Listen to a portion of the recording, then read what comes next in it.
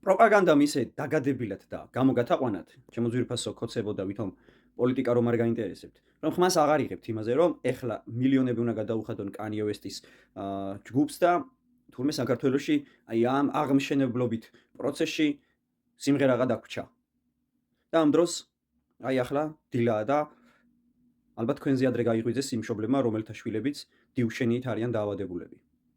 გახსოვთ ხო 2012 წლამდე როგორ იმეორებდა საზოგადოება რომ გზა ვჭამოთ, ფანტანები ვჭამოთ? მე იმასაც ხომ ამბობდით, რა გვინდა ეს მომღერლები? მშიერ საზოგადოებას ეს ჭირდება?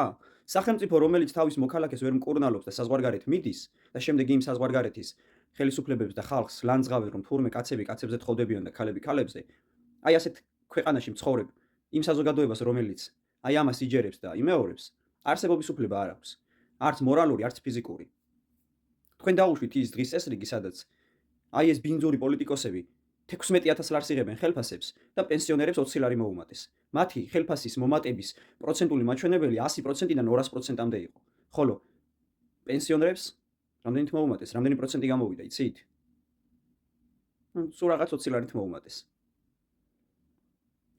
აი ეს არის თქვენი ბერწი დამოკიდებულება აზროვნებასთან, განვითარებასთან და რა თქმა უნდა კრიტიკულ პოზიციასთან დაკავშირებით. მიშა დროს ხომ ყველაფერს აპროტესტებით. წყლის ხარისხი, გაზის ხარისხი, საწვავის ხარისხი, პროდუქტების ხარისხი, თვითონ ხელისუფლების ხარისხი ამ ყველაფერთან დაკავშირებით. დღეს რატომ არ იღებთ ხმას? ადრე თუ ყველაფერზე აქციები ტარდებოდა. ახლა რა გიშლით ხელს რომ ეს გააპროტესტოთ?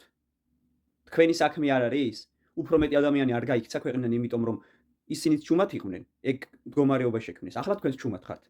და საერთო ჯამში გამოიწვევთ იმას, რომ თქვენც მალე ეწახვალთ აქედან, იმიტომ რომ ვერ განვითარდებით, აბსოლუტურად ყველაფერი შეზღუდეს. ჯარიმები გაასმაგეს, გააორმაგეს კი არა, გაასმაგეს. აი მაგალითად 2012 წლამდე რომ პარკირების ჯარიმა 10 ლარი ღირდა, ახლა ღირს 50 ლარი.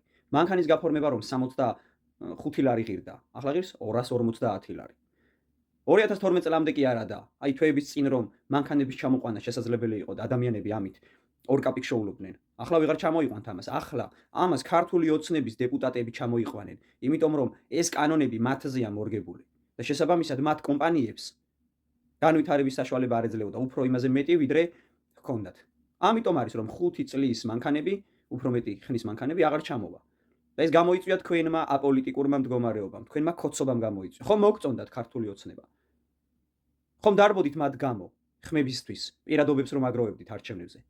აი ახლა აიტანეთ ეს ყველაფერი და პასუხისმგებლობა აიღეთ იმისთვის, რაც ამ ქვეყანას დაემართა და აი ახლა ამ წამს რომ კანცელარიასთან მშობლები დგანან და საკუთარი შვილებისთვის წამალს ითხოვენ. და ამის ფონზე ვიღაცა კანი, რაღაცა მომღერალი ჩამოყავთ და მილიონებს უხდიან. ანუ ამისთვის არის მილიონები, მაგრამ არ არის ბავშვების სიცოცხლისთვის.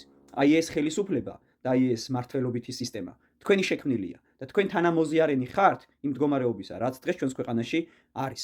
ამისთვის თქვენ აუცილებლად უნდა აგოთ პასუხი, როგორც ფიზიკურად, ისე მორალურად. თქვენ ხართ უნაძირლესი, უნაბიჭრესი, ფულზე გაყიდული, შიშარა, მხდალი ადამიანები და თქვენ ვიზე გაქვთ სალაპარაკო, როდესაც ამბობთ, რომ თურმე ვიღაცები აკაცუკები არიან და საზღვარგარეთის აგენტები. თქვენ ხართ ნაბიჭვარი, დამპალ თესლზე აღმოცენებული, ეგრეთ წოდებული ყოფილი საზოგადოება.